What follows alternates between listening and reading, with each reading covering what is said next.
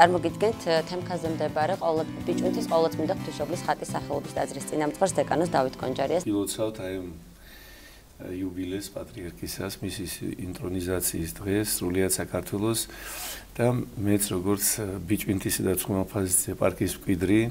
გულირიფშიდან წარმოშობით უერთდები აი ამ მოლოცვას და ვლოცავ ჩვენს უწმინდეს მის ინტრონიზაციის იუბილეს 42 წლის თარიღს და უსურვებ მას ხნეობას, დიდხანს სიცოცხლეს. უერთდები აი უამრავ მოლოცვას, რომელიც იყო ესე ლამაზად მშვენივრად მოლოცილი უწმინდესადმი. მე მოვისმინე ძალიან საინტერესო მოლოცვა ახალქალაქისა, კუმურდოსა და კარის მიტროპოლიტის ნიკოლოზის მოლოცვა, რომელიც თქვენი ეთერით გადმოიცა. საოცარი სიტყვებით მოულოცა მეუფე ნიკოლოზმა უწმინდეს და ბრძანა რომ ესე თხოვნა ყველას მოგმართა რომ 102 ფსალმუნი ყოველდღე ვიკითხოთ უწმინდესისათვის, სადაც ეს სიტყვებია მოხმობილი რომ ვითარცა ორბისა განახდეს იჭაბუკე შენი. არის ეს სიტყვები და იქ ბრძანა მეუფე ნიკოლოზმა რომ ჩვენ უნდა ვიზეიმოთ აუცილებლად უწმინდესის 50 წლის იუბილე და მე მინდა რომ აი ამ მოლოცვაში კიდევ ერთი დავზი შევძინო რომ მე ვისურვებ როგორც ბიჭვინთისა და ცხუნაფხაზის ეპარქიის მკვიდრი რომ ეს იუბილე ჩვენ აღვნიშნოთ ბიჭვინთაში 50 წლის იუბილე და სრულიად საქართველოს ისტუმროს აფხაზეთმა რა თქმა უნდა აფხაზებთან ერთად ჩვენს ძმებოსებთან ერთად და ერთად სრულიად საქართველოს აღვნიშნოთ ეს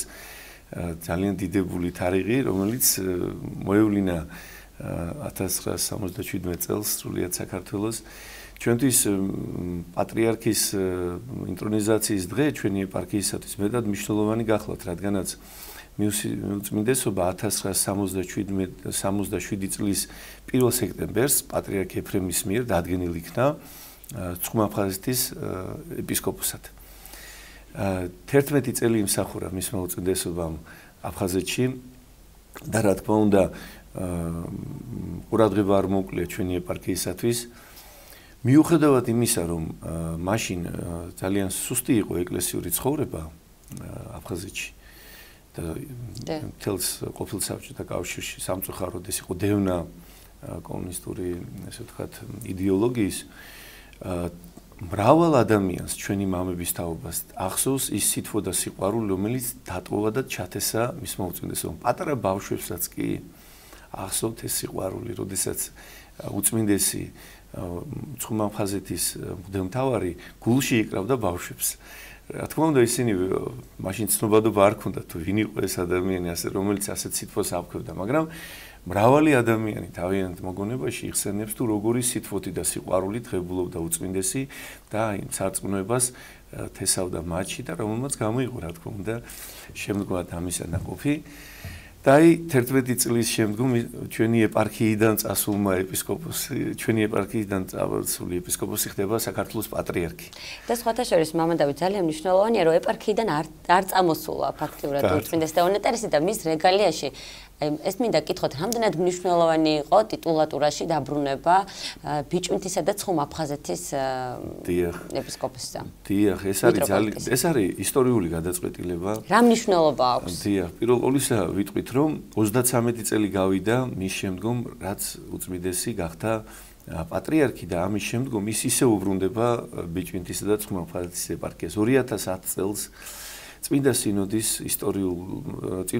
21 დეკემბერს ღებულობს ისტორიულ გადაწყვეტილებას, რომ ბიჭვინთისა და ცხუნაფხაზეთის ეპარქია ეს მართველი ხდება საქართველოს კათოლიკოს პატრიარქი და ეს იქნება ასე უკუნისამდე ჟამთა, რომ დიდი ბედნიერება ეწვია ჩვენს ეპარქიას, ძალიან სასიხარულოა, როდესაც ჩრდილოეთით მდებარე კიდეს ხელმძღვანელობს საქართველოს კათოლიკოს პატრიარქი და რა თქმა უნდა ეს სიხარულის მომგვრელია ყოველი ჩვენთაგანისათვის და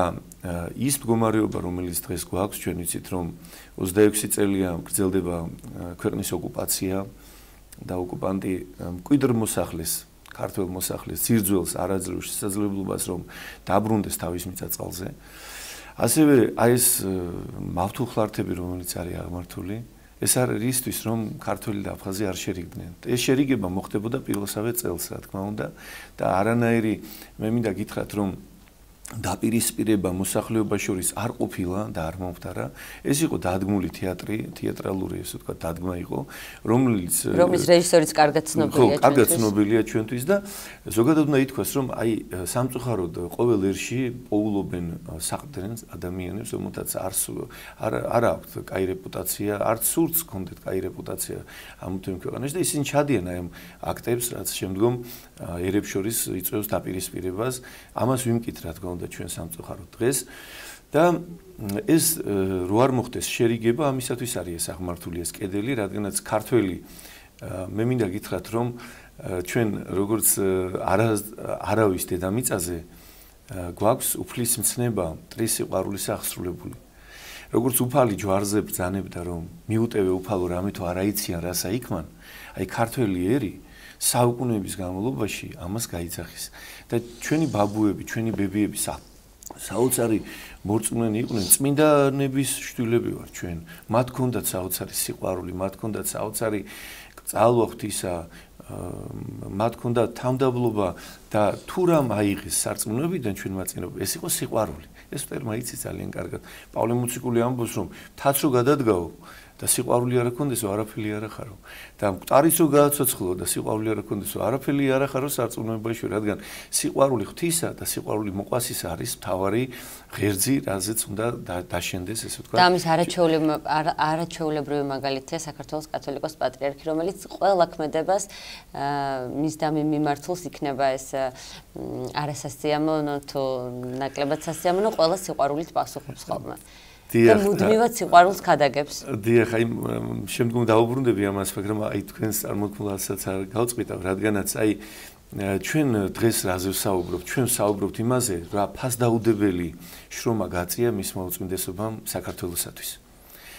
ეს ამოუწურავი თემაა და რაც უწმინდესმა აკეთა, ალბათ ამას სჭირდება აწლეულები, რომ ჩვენ გავანალიზოთ და ნაყოფი იმისა, რაც დათესა უწმინდესმა, ჯერ არ არის ამოსული, ესე ვთქვათ, ეს კიდეველით. ძალიან ბევრ ნაყოფს, რომელიც უნდა ამოვიდეს, რა თქმა უნდა. მაგრამ ერთი რამ არის ძალიან საინტერესო, რომ ესეთ საერთოდ ადამიანებს აფასებენ, მათ სიცოცხლეში არ აფასებენ ადამიანებს. მაგრამ იმდენად დიდია ეს მისი შემოქმედება და ღვაწლი, შეუძლებელია ეს დამალულიყო და ჩვენ ესე ვთქვათ, ამას ვაღიარებთ და ვამბობთ და უკვე აღარ შეგვიძლია ესე ვთქვათ, არ ვთქვათ ამის შესახებ და მადლობას ვუხდით უწმინდეს, მაგრამ არც ერთმა ჩვენთაგანმა უმეტესობამ ძალიან ნაკლებად ვიცით მისი შინაგანი ღვაწლის შესახებ. რომელიც სიცოცხლეში არ იწერება და არც არავის აძლევს უწმინდეს ესეთი ბერმონაზნული სულისკვეთების მატარებელი არის საოცარი მამა და ესე ვთქვათ ქართული ბერმონაზნობის სულის ჩამდგმელი გახლავთ ძალიან დიდი მოღვაწე რომელმაც თუნდაც ესე ვთქვათ რა გადაიტანა სულ რაღაც ნახევარი წლის განმავლობაში რა შინაგანი როგორ წინააღმდეგობა რა დაძლია უწმინდესმა ფაქტიურად გოლგოთა დაძლია ჯვარცმა დაძლია ამას ყველა ვაღიარებთ რომ უწმინდესი გოლგოთაზე იყო ასული ჯვარზე იყო ასული და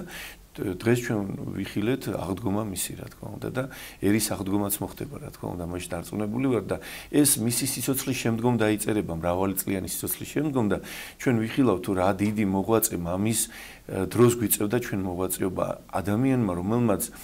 1000 წლოვანი ესე ვთქვათ შეიძლება პერიოდი გაატარა რაღაც რამოდენიმე 10 წელიწადში. ეს არის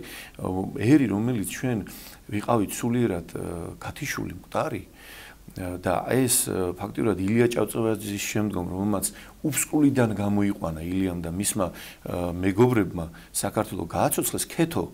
დაუბრუნეს ქართული აზროვნება ქეთო რომელიც გაუცხოებული იყო ქართული მეტყველებისაგან გააქართველეს შემდგომად მტერმა ესე ვთქვათ ეს არ გვაპატია და არათუ სარწმუნოება შეგვირყია საფუძველში მოინდომა ამ ყველაფრის გაქრობა დაგვწვეს ფაქტობრივად 70 წელი ცეცხლი ეკიდა ჩვენს ქვეყანას და წარმოუდგენელი იყო ამის შემდგომ კიდევ რომ აქ რაღაც არსებული ნაპერწკალი გაჩენილი იყო და მით უმეტეს ესეთი ცეცხლი ანთებული აბსოლუტურად დიახ როდესაც უწმინდესი მოღვაწეობდა რუსეთის სასულიერო აკადემიაში ზაგორსკის ცნობილ სასულიერო აკადემიაში იქიდან წერდა პატრიარქს რომ პატრიარქ ეფრემს თუ როგორი მდგომარეობა აქ საქართველოს ეკლესიას ესე ვთქვათ გარდაცვლილ ეკლესიას ეძახიანო წერილები არსებობს პროფესორმა სერგო ვარდოსანიძემ გამოაქვეყნა ეს წერილები და მაშინ სტუდენტი ილია მეორე წერს პატრიარქს რომ რა ღონისძიებებია გასატარებელი საქართველოს ეკლესიის გადასარჩენად და მე და ჩემი მეგობრები ქართველები თავს დავდებთ ამისათვის ბრძანებს უწმინდესი და როგორც კი ჩამოდის სულ ახალ ბრძანა უწმინდესმა ქადაგებაში რომ როდესაც ჩამოვიდა პატრიარქ ეფრემის დროს იყო საოცარი ფიქრი და დარდი რა ეშველება საქართველოს ეკლესიას და მოხდა საოცრება როდესაც უწმინდესი მოვიდა მან ახალი სიცოცხლე შთაბერა საქართველოს ეკლესიას და ესე ვთქვათ მომაკვდავი ორგანო გააცოცხლა და დღეს ჩვენ სისავსით ვარ წარმოდგენილები ძალიან დიდი ძლიერი ეკლესია და მე მინდა გითხრათ რომ შეიძლება ჩვენ სტრუქტურულად ისეთი არა ვართ ისე ვთქვათ დახვეწილნი მაგრამ ეს არის ცოცხალი ეკლესია და მრავალ მართლმადიდებელ ეკლესიათა შორის უპირველესი ადგილი უკავია საქართველოს ეკლესიას და საქართველოს სამღვდელოებას შრომა ქართული მღვდლისა არის თვალსაჩინო თელი მსოფლიო მართლმადიდებელი სამყაროსათვის და ამას ყველა ხედავს რა თქმა უნდა ხო მინდა გითხრათ რომ ფასდაუდებელია ეს მისი შრომა მისი მე მახსოვს როგორ უწმინდესი როგორ ვზდიდა ყველა ადამიანს 90-იან წლებში მეც როდესაც დევნილი გახდით როცა ჩამოვედი ფაქტიურად საპატრიარქოში ვიზდებოდით 90-იანი წლების ყველა მორწმუნე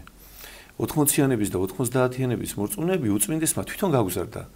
მან თვითონ გვასწავლა ლოცვა,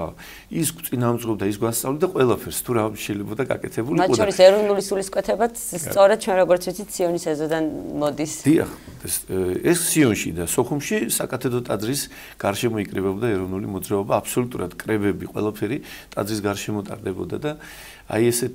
როდესაც დადგა ეს განსაცდელი ქართველებს დაუდგა, როდესაც გაჩნდა კითხვები, რომ რაღაც შეიძლება სულიერი საზღვრები დარღვეულიყო, სინოდმა მიიღო სასწრაფოდ სწორი გადაწყვეტილება, რომ პატრიარქი ჩადგა ოკუპაციის წინაშე. პატრიარქი ჩადგა და იცით რა, სამუდამო წერტილი დაუსვა აფხაზეთის ოკუპაციას მე მინდა გითხრათ, ეს ტყვილი, ეს სიცრუე, რომელიც დღეს ვითარდება, ეს შეუძლებელია დიდხანს გაგრძელდეს. სადამდე გასტანს ეს, მაგრამ თავარია რომ ესე ვთქვათ, ფუნდამენტი არის ჩასმული სამუდამო, რომ ამას ვერავინ ვერ შეარყევს. ყველა მართლმადიდებელი ეკლესია აღიარებს საქართველოს საპატრიარქოს და პატრიარქის ტიტულატურას, რომ ის არის ბიჭვინთისა და ცხუმაფაზის ეპისკოპოსი, მიტროპოლიტი. ამას ვერავინ ვერ გაექცევა და არა მარტო მართლმადიდებელი ეკლესიები, არამედ სხვა ეკლესიების წინამძღოლები, აგერ რომის პაპმა მოულოცა სულ გუშინ პატრიარქს და ტიტულატურაში მოიხსენია ბიჭვინთისა და ცხუმაფაზის მიტროპოლიტანურ დასასრულს, ესე იყო მიმართვაში და ეს არის ძალიან მნიშვნელოვანია ამ ეპარქიის, ესე ვთქვათ, წინამძღოლი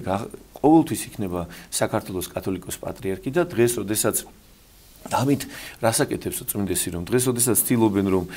სამეთყველო ერთეულებად დაყონ საქართველო თუნდაც ჩვენ ვიცით ამის შესახებ ძალიან ეს ოკუპანტი არისვენებს და ესე ვთქვათ ისევ აგრძელებს აი ამ სიცრუის ქადაგებას, რომ აფხაზები ისტორიული ქართველები არიან. აფხაზები დანარჩენ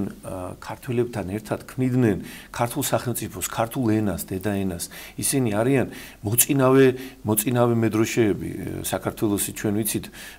დემეტრე მეფე როგორ იქცევა გრიგოლ ხანძთელის დროს. ის 200-წლოვანი აფხაზთა სამეფოს არსებობა არის საბოლოო გამარჯვება, რით გვირგვინდება ეს საბოლოო გამარჯვებით დასავლეთ საქართველოში, აი საქართველოს ერთიანობისა რა. აფხაზეთი არის კოლხეთის სინონიმი ერთ-ერთი, ეგრისი ეწოდებოდა, მე აფხაზეთი ეწოდებოდა. ეს არის, როდესაც მოიხსენიება გაერთიანებული საქართველოს მეფე, რომელიც ეკლესიამ წმინდანად შეერაცხა ბაგრატ მესამე, მეფე აფხაზთან, როდესაც ითქმის, ეს არის დასავლეთ საქართველოს მეფე, არა კონკრეტული ტერიტორია. რა თქმა უნდა, ეს არის ადგილმდებარეობის სახელი, ეს არის იმიერ, ესე ვთქვათ, საქართველო, იმიერი საქართველო და აი ამის წინამძღოლი, ესე ვთქვათ, იყო მაშინ სრულიად საქართველოს გაერთიანებული მეფე და რა თქმა უნდა, აი აფხაზებს ეს აქვს დავიწყებული, ისინი ჩაკეტეს ენგურში, ენგურის ხიდს მიღმა და ეუბნებიან, რომ აქ თქვენ არ ახართ. თითქოს აფხაზი არ არსებობდა ცალკე ერი არასდროს. ის იყო გაერთიანებული ქართულ საზოგადოებაში აბსოლუტურად იგივე ქართველი და ის ქმნიდა საქართველოს და აი ეს დაავიწყეს აფხაზს და პატრიარქი თავისი მოღვაწეობით მათ ამას ახსენებს. მე მინდა გითხრათ რომ 2006 წელს მისმა უწმინდესობამ აი ამ სულიერი და კულტურული ესე იგი ფასეულობის არ დავიწყებისათვის სულიერი რეაბილიტაციისათვის დევნილი მოსახლეობის მიმართ და ასევე აფხაზების მიმართ მათ შორის რომ ესე ვთქვათ ინტენსიურად ყოფილიყო მათთვის ესე ვთქვათ რეაბილიტაცია სულიერილებელი და შექმნა სულიერების და კულტურის ცენტრი აფხაზეთისა მაშინ აფხაზეთის ეპარქიის მმართველი გახდათ მიტროპოლიტი დანიელი და აფხაზ ქალბატონ სვეტლანა ქეძბასთან ერთად ქმნიან ესე ვთქვათ აფხაზეთის თავრობის დახმარებით რა თქმა უნდა ქმნიან აი ამ ცენტრს რომელიც ხდება აფხაზური კულტურის ცენტრი თბილისში და მრავალი აფხაზი რა თქმა უნდა ქართველთან ერთად აი ამ კულტურულ ცენტრში ღებულობს აი ამ სულიერ რეაბილიტაციას და ეს ცენტრი რა თქმა უნდა დღესამომდე ფუნქციონირებს მას მისი შთამომავალი ირინა ქეცბა ხელმძღვანელობს და ძალიან საინტერესო ესე ვთქვათ ღონისძიებებს განახორციელებენ. მამა დავით უსასრულოდ შეიძლება უწმინდესის ღვაწლზე საუბარი თუმცა სამწუხაროდ ჩვენი საეთერო დრო ამის საშუალებას არ იძლევა. პირადად ჩემთვისაც უწმინდესი არის ერთ-ერთი გამორჩეული მქადაგებელი, როგორც დაუშვათ ანდრია პირველწოდებულმა იქადაგა შემდეგ წმინდანი, რომ ზუსტად ისევე არაფრისგან უწმინდესმა შექმნა აი ამ ხელა საზოგადოება, ესეთ მორწმუნე საზოგადოება, ეპოქალური პიროვნება და მე ვისარგებლებ ჩვენი ეთერით და გულითადად ულოცავ მას 52 წლის თავს. ახლა ჩვენს ეთერში 9 საათიანი ლოცვის დროა, ამიტომ დაგემშვიდობებით და ჩვენს ტელემოყურებელს შევახსენებ, რომ თემქაზე მდებარე ბიჭუნთის ყოვლადწმინდა ღვთისმშობლის ხატის სახელობის ტაძრის წინამძღვარი დეკანოზი დავით კონჯერი იყო ჩვენი გადაცემის სტუმარი.